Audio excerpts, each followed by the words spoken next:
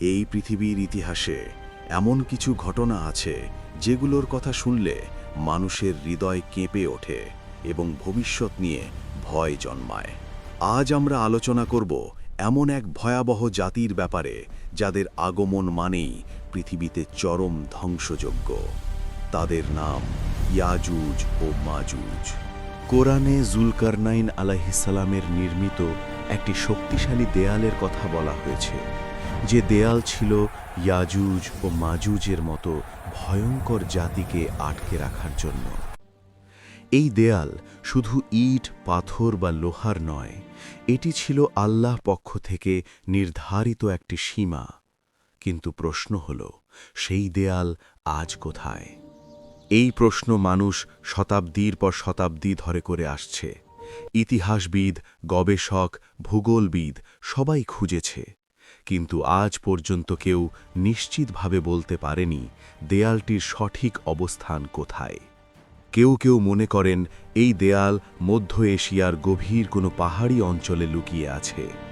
বর্তমান কাজাখস্তান, কিরগিজস্তান এবং উজবেকিস্তানের দুর্গম এলাকাগুলোকে অনেক গবেষক সম্ভাব্য স্থান হিসাবে চিহ্নিত করেন। এই অঞ্চলগুলো আজও অনেকটা নির্জন, মানুষের চলাচল কম, চারপাশ পাহাড়ে ঘেরা, ঠিক যেন কিছু লুকিয়ে রাখার জন্যই এই স্থানগুলো তৈরি। আবার অন্য একদল গবেষক দৃষ্টি দেন ককেশাস অঞ্চলের দিকে, বিশেষ করে ডারবেন্ট শহরের দিকে। এখানে আজও বিশাল প্রাচীন দেয়ালের ধ্বংসাবশেষ দেখা যায়। দেয়ালগুলো এত বড় এবং দৃঢ় যে দেখলে মনে হয় এটি কোনো সাধারণ প্রতিরক্ষা ব্যবস্থা ছিল না। অনেকেই একে বলে উত্তরের অজানা বিপদ ঠেকানোর দরজা। কিন্তু ভয় এখানেই শেষ নয়। কিছু ইতিহাসবিদ বলেন দেয়ালটি হয়তো এখনও আছে, কিন্তু মানুষের চোখের আড়ালে, হয়তো মাটির গভীরে চাপা পড়ে আছে, অথবা এমন কোনো স্থানে যেখানে আল্লাহর ইচ্ছা ছাড়া কারও পৌঁছনো সম্ভব নয়। আজকের যুগে আমাদের হাতে স্যাটেলাইট আছে, ড্রোন আছে, পুরো পৃথিবীর মানচিত্র আছে, কিন্তু তবুও সেই দেয়াল খুঁজে পাওয়া যায়নি। এটা কি কেবল কাকতলীয়, নাকি এর পেছনে রয়েছে আল্লাহর পরিকল্পনা? অনেক আলেম বলেন আল্লাহ চান না মানুষ এই রহস্য নিজের ইচ্ছায় উন্মোচন করুক, কারণ ইয়াজুজ ও মাজুজের বের হওয়া মানুষের প্রস্তুতির ওপর নির্ভর করে না, বরং আল্লাহর নির্ধারিত সময়ের ওপর নির্ভর করে। ইয়াজুজ ও মাজুজ শুধু শক্তিশালী নয়, তারা ভয়ঙ্কর। তাদের সংখ্যা সীমাহীন, লোভ সীমাহীন, ধ্বংসপ্রবণতা সীমাহীন। হাদিসের বর্ণনা ইঙ্গিত পাওয়া যায় যেদিন তারা বের হবে পৃথিবীর ভারসাম্য ভেঙে পড়বে। দৃশ্য তুলে ধরে। ইয়াজুজ ও মাজুজ হল হজরত আদম আলাইহিসসালামের বংশধর। তারা মানুষই, কিন্তু তাদের চরিত্র হবে নিষ্ঠুর ও অমানবিক। তাদের সংখ্যা এত বেশি হবে যে পৃথিবীর বর্তমান মানুষ নিজেদের সংখ্যালঘু মনে করবে। হাদিসে এসেছে তারা প্রতিদিন সেই প্রাচীর খুঁড়ে যেটি হজরত জুলকারনাইন আল্লাহর হুকুমে নির্মাণ করেছিলেন। প্রতিদিন দিনের শেষে তারা বলে আগামীকাল আমরা শেষ করব, কিন্তু আল্লাহ প্রতিদিনই সেই প্রাচীর আগের মতো শক্ত করে দেন। অবশেষে একদিন তারা বলবে ইনশাআল্লাহ আগামীকাল, আর সেদিনই আল্লাহর ইচ্ছায় সেই প্রাচীর ভেঙে যাবে। তখন মুক্ত হবে ইয়াজুজ ও মাজুজ। তারা পাহাড়ের ঢাল বেয়ে উঁচু ভূমি থেকে স্রোতের মতো পৃথিবীতে ছড়িয়ে পড়বে। তারা যেখানে যাবে সেখানেই ধ্বংস হবে। নদীর পানি তারা পান করে শেষ করে ফেলবে। এমনকি পরবর্তী দল বলবে এখানে একসময় পানি ছিল। ফসল ধ্বংস হবে, গাছ উপড়ে যাবে, পশু পাখি নিশ্চিহ্ন হবে। মানুষ হত্যা হবে এতটাই স্বাভাবিকভাবে যেমন মানুষ আজ পোকামাকড় মারে। নারী, শিশু, বৃদ্ধ কারো জন্যেই থাকবে না দয়া।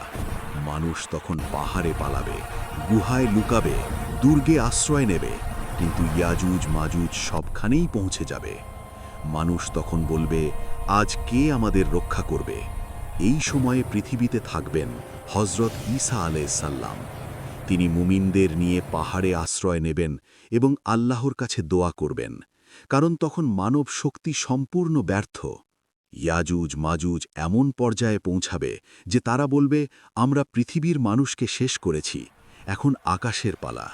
কিন্তু তারা ভুলে যাবে যে আকাশ ও জমিনের মালিক একমাত্র আল্লাহ। আল্লাহ তখন একটি ছোট কীট পাঠাবেন, একটি অদৃশ্য রোগ যা তাদের গলায় প্রবেশ করবে এবং মুহূর্তের মধ্যেই সবাই মারা যাবে। যারা পুরো পৃথিবী ধ্বংস করেছিল তারা ধ্বংস হবে এক মুহূর্তে। পৃথিবী ভরে যাবে তাদের মৃতদেহে এবং দুর্গন্ধে শ্বাস নেওয়া কঠিন হয়ে যাবে। এরপর আল্লাহ বৃষ্টি পাঠাবেন এবং পৃথিবী আবার পরিষ্কার হবে। এই ঘটনায় আল্লাহ আমাদের বোঝাতে চান যে সংখ্যা, শক্তি বা ক্ষমতা কিছুই নয়, সব কিছুর মালিক একমাত্র আল্লাহ। মানুষ যেটাকে আজ শক্তি মনে করে, যেটাকে আজ নিরাপত্তা মনে করে, যেটাকে আজ ক্ষমতা মনে করে, সেই সব কিছু এক মুহূর্তেই অর্থহীন হয়ে যেতে পারে। ইয়াজুজ মাজুজের ঘটনা আমাদের মনে করিয়ে দেয় যে যখন আল্লাহর হুকুম আসে তখন পৃথিবীর সবচেয়ে শক্তিশালী জাতিও অসহায় হয়ে পড়ে। মানুষ তখন বুঝতে পারে যে সে আসলে কতটা দুর্বল। আজ মানুষ প্রযুক্তিতে গর্ব করে, অস্ত্রে গর্ব করে, সেনাবাহিনীতে গর্ব করে, কিন্তু ইয়াজুজ মাজুজের সময় এসব কিছুই কোনো কাজে আসবে না। তখন মানুষ বুঝবে আসল নিরাপত্তা কোথায়, আসল শক্তি কার হাতে। এই ঘটনাগুলো কেবল ভবিষ্যতের গল্প নয়, বরং আমাদের জন্য একটি জীবন্ত সতর্কবার্তা। কিয়ামতের আলামত একে একে প্রকাশ পাচ্ছে, পৃথিবী পরিবর্তিত হচ্ছে, মানুষের চরিত্র বদলে যাচ্ছে, অন্যায় স্বাভাবিক হয়ে যাচ্ছে, মানুষ সত্যকে ভুলে যাচ্ছে, আল্লাহকে ভুলে যাচ্ছে, আখেরাতকে ভুলে যাচ্ছে। ইয়াজুজ মাজুজের আগমন আমাদের মনে করিয়ে দেয় যে এই দুনিয়া চিরস্থায়ী নয়। একদিন সব শেষ হবে, একদিন এই পৃথিবীর আলো নিভে যাবে। আজ যারা অহংকার করে, যারা আজ জুলুম করে, যারা আজ মনে করে কেউ তাদের থামাতে পারবে না, তাদের জন্য ইয়াজুজ মাজুজ একটি স্পষ্ট বার্তা। আল্লাহ যখন চান তখন কোনো শক্তিই তার সিদ্ধান্ত বদলাতে পারে না। তাই বুদ্ধিমান সে যে আজই নিজেকে ঠিক করে, যে আজই আল্লাহর দিকে ফিরে আসে, তওবা করে, অন্যায় ছেড়ে দেয়। কারণ সেই দিন যখন ইয়াজুজ মাজুজ পৃথিবী ভরিয়ে ফেলবে, সেদিন কেউ কারো সাহায্যে আসতে পারবে না। সেদিন সন্তান পিতাকে ভুলে যাবে, বন্ধু বন্ধুকে ভুলে যাবে, সবাই শুধু নিজের কথা ভাববে। সেই দিনের ভয়াবহতা কল্পনার বাইরে। আর তখনই মানুষ বুঝবে যে আল্লাহর আনুগত্য ছাড়া আর কোনো পথ নেই। আজ যারা এই কথা শুনছে, আজ যারা এই ভিডিও দেখছে, তাদের জন্য এখনো সময় আছে, এখনো সুযোগ আছে নিজের জীবন পরিবর্তন করার, নামাজে ফিরে যাওয়ার, হারাম ছেড়ে দেওয়ার, আল্লাহকে ভয় করার। কারণ ইয়াজুজ মাজুজের আগমন কেবল একটি ঘটনা নয়, এটি কিয়ামতের দ্বার প্রান্তে পৌঁছে যাওয়ার ঘোষণা। শেষে ধীরে ও ভারী কণ্ঠে আল্লাহ আমাদের সবাইকে সেই ভয়াবহ দিনের জন্য প্রস্তুত হওয়ার তৌফিক দান করুন। আমিন।